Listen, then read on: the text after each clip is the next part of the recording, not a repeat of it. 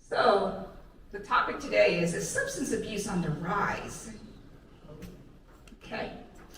So, as we know, baby boomers are now the advanced age, and with them they bring a lifetime of habits and cultural belief.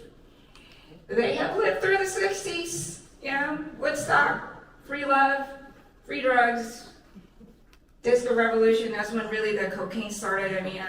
Studio 54 is very well known for that. And of course, in the 80s, that's when cocaine really took off. So they have a different view and more acceptance of drug use. This is in contrast to our Leave It Beaver, the parents of these baby boomers. For them, no drugs. Want to ask Jeff, do you recognize that room? I just thought that would be fun. I've been there many times. Yeah. All right. Yeah, this is the psych unit. It could be the addiction unit. Older adults, the rate of admission has increased from 3.4 to 7.0, so doubled in about 10 years. So, yeah, there is a rising trend. Interesting enough, 61% of these elderly were due to illicit drugs. It's not just alcohol. Alcohol-related deaths in seniors in 2020 has increased by over 18% in the past year. This is scary. From 2000 to 2013, 107% increase in alcohol among 65 and over. Oxycodone, opioid use disorder, tripled in 5 years among 65 years old. So I think we can agree there is a new epidemic, right? Okay. What's really sometimes sad, because these things can result in fatal overdoses, and they've soared among seniors. Why? Or let's just talk about even just raw data.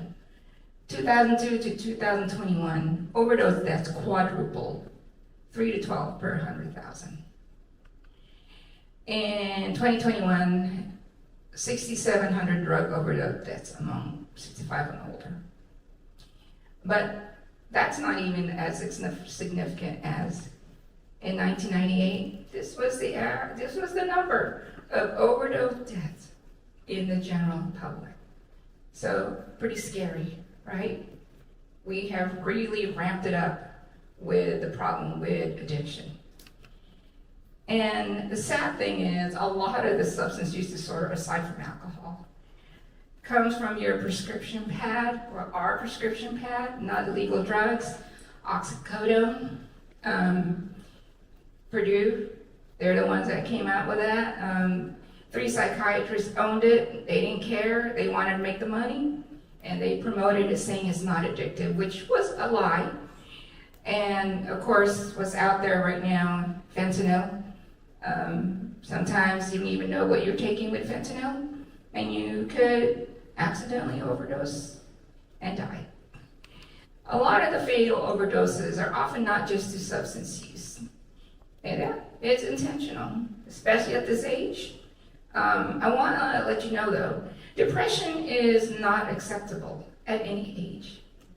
So we should treat it.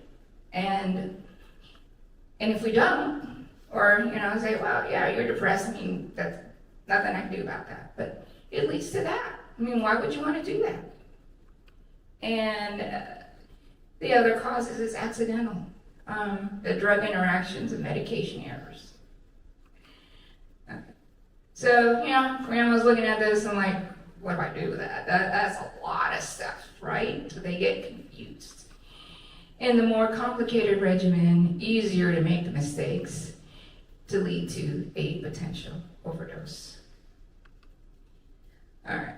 This is what I want to, ask the audience, okay? Life changes can be challenging in seniors. So what kind of life challenges would make it challenging that may make a senior decide, I'm going to have a drink? Anything? Loss of a loved one. Yes, Anything else? They're isolated. Okay, yes, isolation. Anything else? Loneliness. No longer have a job to focus on. They don't know what to do with their idle time. Yes, exactly. All Or right. hurricanes. Yeah, I should have noted that too. But like, yeah. So this guy's retired, and I moved here to Florida, and I had no idea that there was, at that time, 2012, that there was a problem with substance use. I've had patients that come to me, I'm retired, and they come to me because they have an alcohol problem. And it's because I have nothing to do. I'm bored, and it's very common. That's not rare when I treat an elderly patient. Yes, feeling lonely, isolated, grieving, and health problems. You're self-medicating. You can't do as much as you used to. Let's talk about self-medication. As we know, we will self-medicate our grief, our loneliness, our stress, chronic pain, as well as sleep, right? Oh yeah, give her Ambien. That doesn't work, add some Xanax or Klonopin on top of that. These are all just like sedatives and benzodiazepines to help people sleep. Social reasons. I think that picture explains it all. All right. There's pressure. I mean, you're in a community. Sometimes you come here, you don't know anybody. So you want to make friends. And, if your friends drink, hey, join the fun. And then you realize, I've got a problem. Yeah. If you've always been anxious in social settings, you're going to do that. Other times, though, you're just having a good old time. And there is no, I got to get up the next day to go to work. So it just keeps going. COVID. There is a risk for substance use during COVID. It's actually gone up. One of the reasons why, just look at that picture, right? You've separated yourself from family, especially if they're ill. And if they're sick, you couldn't see them. My mother passed away in 2020, and I couldn't even get out of the country. So it's been hard on everybody.